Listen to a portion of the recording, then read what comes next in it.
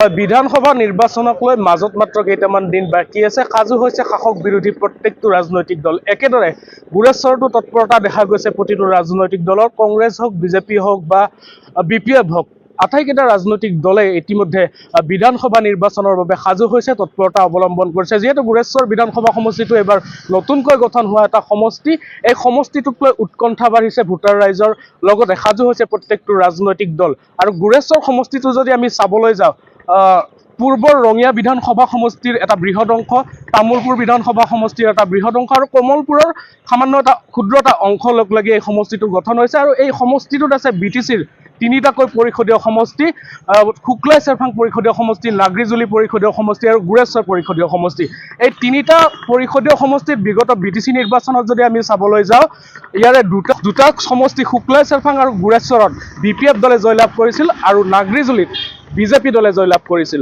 গতিকে স্বাভাৱিকতে এই গুৰেশ্বৰ সমষ্টিটোত BPF আৰু বিজেপি কিছু শক্তিশালী হৈ থকা বুলি আমি ক'ব পাৰোঁ। তাৰ সমান্তৰালভাৱে কিন্তু এতিয়া শেহতীয়াভাৱে কংগ্ৰেছ দলে যথেষ্ট তৎপৰতা গ্ৰহণ কৰা দেখা গৈছে। ভোটাৰ ৰাইজ আছে, আমি কিছু কথা পাতিব বিচাৰিম, ৰাইজে আচলতে কি বিচাৰে চৰকাৰ গঠন কৰিব বুলি ভাবে। এতিয়া ধৰি লওক, কেন্দ্ৰত আমাৰ বিজেপি চৰকাৰ আছে, ৰাজ্যত বিজেপি চৰকাৰ আছে, আৰু বিনা দ্বিধাই আমি ক'ব পাৰোঁ বা এককভাৱে আমি ক'ব পাৰোঁ, আমাৰ বৰ্তমান সময়ত একেবাৰে মানে ওচৰতে বিচাৰোঁ আমি বিধানসভাটো এইবাৰৰ আৰু ইলেকশ্যনত বিজেপিয়ে চৰকাৰ গঠন কৰাটো বিচাৰোঁ। কাৰণ কিয়, সামগ্ৰিক দিশত উন্নয়নৰ ক্ষেত্ৰত যদি চাওঁ, হিমন্ত বিশ্ব শৰ্মাৰ নেতৃত্বত যথেষ্টখিনি কাম হৈছে। আৰু এতিয়া ৰাজনৈতিক দল হিচাপে বিজেপি দলটো এতিয়া তাৰমানে এটা দল হৈ থকা নাই, ৰাজনৈতিক দল হৈ থকা নাই, এটা মানুহৰ মনৰ এটা দল হৈ উঠিছে। গতিকে আমি ভাবোঁ বিজেপিয়ে চৰকাৰ গঠন কৰক। আৰু এতিয়া ধৰি লওক, ৰাজনৈতিকভাৱে আমিও যদিও দুই এটা হেৰিৰ লগত আমি মানে দেখা পাইছোঁ আলোচনাত, BPFৰ লগত NDAত আছে বা আগতে UPPৰ লগত আছিলে। গুৰেশ্বৰ সমষ্টিটো অলপমান মানে তেনেকুৱা ধৰণৰ এটা পৰিপ্ৰেক্ষিতত আমি দেখা পাই আছোঁ বা কুচকাৱাজ চলি আছে। BPFও জোৰদাৰ মানে প্ৰচাৰ চলাই আছে বা বিজেপিও কেইবাগৰাকীও প্ৰাৰ্থী চলাই আছে। এতিয়া আমাৰ মতে যদি আপোনালোকক জনাব বিচাৰোঁ বা আমাৰ যদি গুৰেশ্বৰ ৰাইজৰ সামগ্ৰিক উন্নয়ন বিচাৰোঁ, তেতিয়াহ'লে নিশ্চিতভাৱে এগৰাকী বজ্ৰকণ্ঠৰ অধিকাৰী বা যাতে বিধানসভাত মানে এককভাৱে বা বলিষ্ঠ মানে পদক্ষেপ লৈ গুৰেশ্বৰৰ যিখিনি সমস্যা আছে, যেনে ধৰি লওক আপোনাৰ তামোলপুৰলৈ যাবলৈ হ'লে আমাৰ বৰ্তমান সময়ত আমি সততে দেখা পাওঁ 15-20 মিনিটৰ ৰাস্তা এতিয়া 1 ঘণ্টাৰো বেছি লাগে। যদি আমি এইটো দলংখন যদি ব্যৱস্থা কৰিব পাৰোঁ। তাৰপিছতে আপোনাৰ উৰণীয়া সেতুখন, আমাৰতো হিমন্ত বিশ্ব শৰ্মা ছাৰে কেইদিনমান আগতে ইয়াতে ঘোষণা কৰি গ'লে, কিন্তু এতিয়ালৈকে হোৱা নাই। যেতিয়া আমি ভাবিছোঁ তেখেতে যিহেতু কথা ৰখা এগৰাকী মুখ্যমন্ত্ৰী, গতিকে কথাৰ তেওঁ মানে মিছা মানে নামাতে, নিশ্চিতভাৱে এইখনো হ'ব আৰু এইখন হোৱাটো প্ৰয়োজনীয়, যথেষ্ট দৰকাৰ হৈ আছে। নহ'লে ইয়াত আমাৰ যিটো ৰে'লগেট, এই ৰে'লগেটত আপোনালোকে দেখা পাব অফিচ কাছাৰী বা স্কুল সময়ৰ মানে যথেষ্ট ভিৰ মানে দেখা পোৱা যায়। গতিকে যথেষ্ট ভাৰাক্ৰান্ত আছে গুৰেশ্বৰত, মানে এইখিনি আমি ডাঙৰ সমস্যা বুলি ভাবোঁ।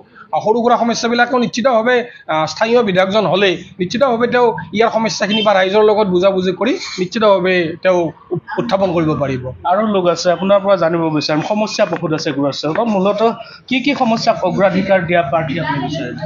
আচলতে প্ৰথম অগ্ৰাধিকাৰ গুৰেশ্বৰ সমষ্টিত দিব লাগে চিকিৎসাৰ ক্ষেত্ৰত আমি দেখিছোঁ গুৰেশ্বৰ এখন CHC আছে, যদিও তাত যিমানজন ডক্তৰ থাকিব লাগিছিল নাই, নাৰ্ছ নাই বা যিখিনি সা সঁজুলি থাকিব লাগিছিল সেইবিলাক নাই। গতিকে প্ৰথম কথা, গুৰেশ্বৰৰ বহু অঞ্চল একমাত্ৰ চিকিৎসালয়খন হৈছে গুৰেশ্বৰ CHC। গতিকে তাত যদি অন্ততঃ ৰোগী থকাৰ ব্যৱস্থা কৰিব লাগে বা এনি টাইম ডক্টৰ ব্যৱস্থা কৰিব লাগে, FRলৈ পৰিণত কৰিব লাগে বা চিকিৎসাৰ ক্ষেত্ৰত যাতে এই ৰাইজ সদায় সুফল লাভ কৰে, তাৰ বাবে আমি সদায় আহ্বান জনাম। লগতে আমি দেখিছোঁ গুৰেশ্বৰ যিটো উৰণীয়া সেতু নথকাৰ ফলত বহুতো স্কুলীয়া ছাত্ৰ ছাত্ৰী কেতিয়াবা পৰীক্ষাত আহি পৰীক্ষা সময়মতে হাজিৰ হ'ব নোৱাৰে, বহু সময় ৰে'লগেটত ফাঁচি থাকে, যাৰ ফলত পৰীক্ষা 10-15 মিনিট লেটকৈ উপস্থিত হ'বলগীয়া হয়। গতিকে উৰণীয়া সেতুখন প্ৰয়োজন আছে। ইতিমধ্যে আমি বাৰম্বাৰ চৰকাৰৰ ওচৰত দাবী উত্থাপন কৰিছোঁ যে গুৰেশ্বৰত এখন ষ্টেডিয়ামৰ প্ৰয়োজন আছে, ল'ৰা ছোৱালীসকলৰ খেলৰ প্ৰতি আগ্ৰহী হোৱাৰ কাৰণে, কিন্তু ষ্টেডিয়াম এখনৰ দৰকাৰ আছে। গতিকে আমি গুৰেশ্বৰ সমষ্টিবাসী হিচাপে আমি গুৰেশ্বৰৰে এজন সুদক্ষ স্থানীয় আমি বিধায়ক হিচাপে বিচাৰোঁ, যিজন বিধায়কে সদনত গৈ গুৰেশ্বৰৰ সমস্যাসমূহ উত্থাপন কৰি গুৰেশ্বৰৰ সমস্যাসমূহ সমাধান কৰিব পাৰে, তেনে এজন ব্যক্তিক আমি যিকোনো যি দলৰে নহওক, সুদক্ষ এজন পূৰা যাতে যুক্তি সহকাৰে সদনত উত্থাপন কৰি গুৰেশ্বৰৰ সমস্যা সমাধান কৰিব পাৰে, তেনেকুৱা এজন আমি প্ৰাৰ্থী বিচাৰোঁ।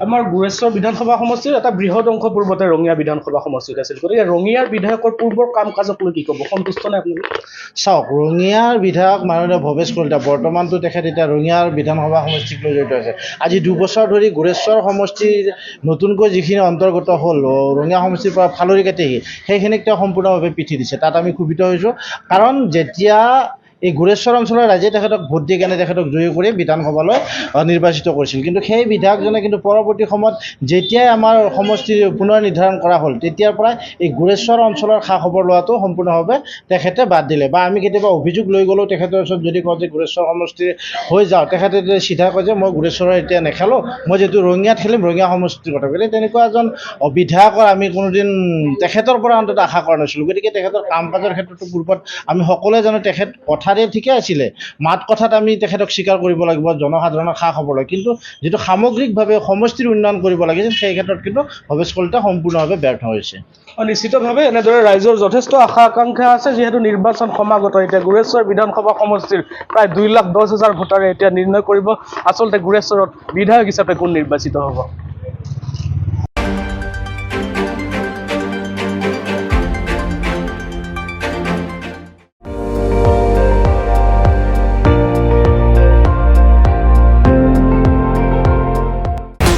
আপুনি চাই আছে ND24 সৰ্বশ্ৰেষ্ঠ নহয় সৰ্বোত্তমৰ দৌৰ